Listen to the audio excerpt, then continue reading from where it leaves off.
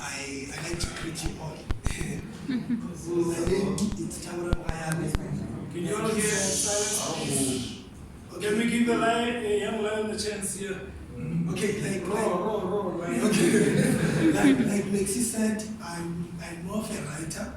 So I think on how I've structured my talk, it's more on like a reading method. So, but I'm not gonna read it. I'll just share some of the thoughts that I've really engaged on in my writing. Okay.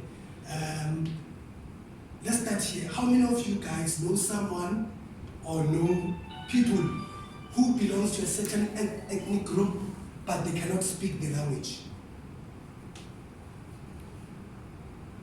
With the raise of hands. Okay.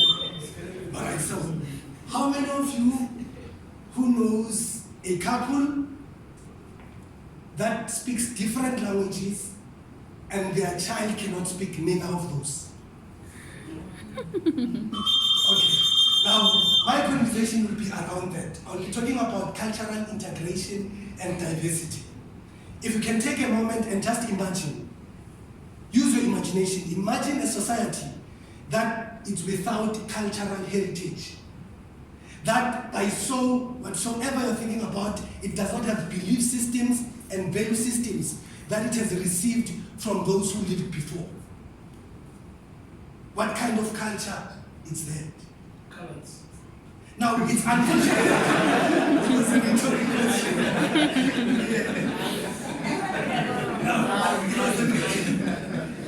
It was a rhetorical question.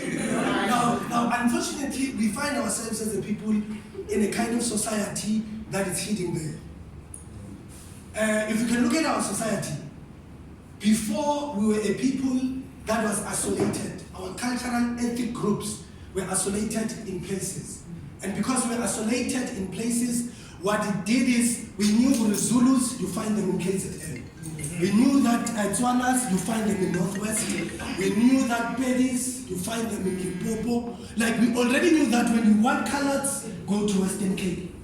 We also knew that when you want Xhosas, go to Eastern Cape. That's how we isolated. Our structures or our context of society was structured in a way that it only allowed us to think independently and live understanding each other based on ethnic groups.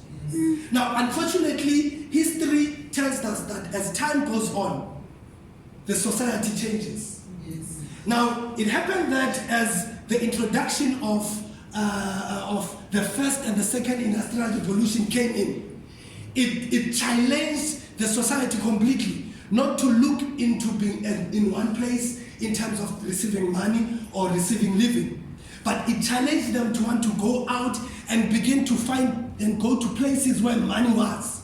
And in this case, because first industrial revolution and second industrial revolution was more based on industries and minings and factories. So our people now had to live in the different geographic places to go to this one area of few geographically advantaged places to find jobs.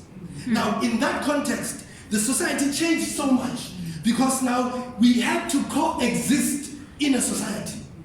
It was no longer all about you being a baddie, having a baddie friend, living next to a baddie neighbor, and playing along with baddie music. But now it challenged you because now you had to coexist with people from different places in the society. Now, with the inclusion of such context of society, what happened was this. It provoked us now to either adapt to a new system of living or culture, or find ourselves in a crisis that makes us look down on where we come from. This is what we call modern culture. Modern culture was a system that was structured, not consciously, but it was unconsciously, simply because when people come together with different minds, they share those minds, and the dominant minds and new ways of seeing things, ideas, perceptions, they began to show up. And as they show up, the generation that takes the information to the next generation makes the next generation to lose the importance of heritage that comes from where they come from, which is a cultural uniformity. So we are now in that point where we are living in that society. Now, cultural integration and diversity says we are more integrated than we were before. You are likely now to find a Bedi man marrying a colored woman. It is more likely now to find an African man marrying a Xhosa woman. It has become part of the context of what modern society is as a people. But the biggest question now is, how do we make sure that we do not lose our heritage as a people, even when we evolve as a society?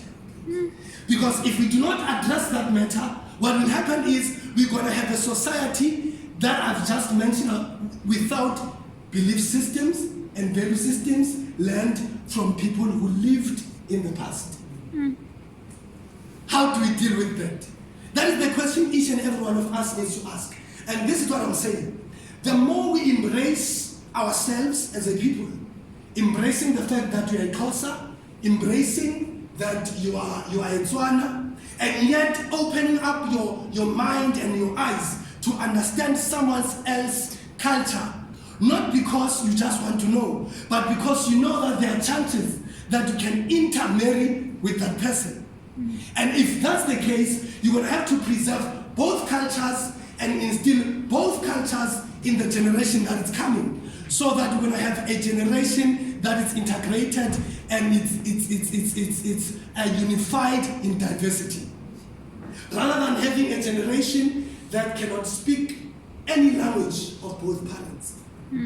So my submission today is, whatever you're doing here, may you not learn more about your culture just to tell us, but also learn about people's cultures, so that you know that the society as it evolves, it's going to forces us to coexist, cohabit, and still maintain our uniqueness and the truthfulness of who we are. Do not look at yourself as an ethnic group, but look at yourself as an African who's willing to evolve and still be able to maintain the core ideals of who we are as a people. So, thank you.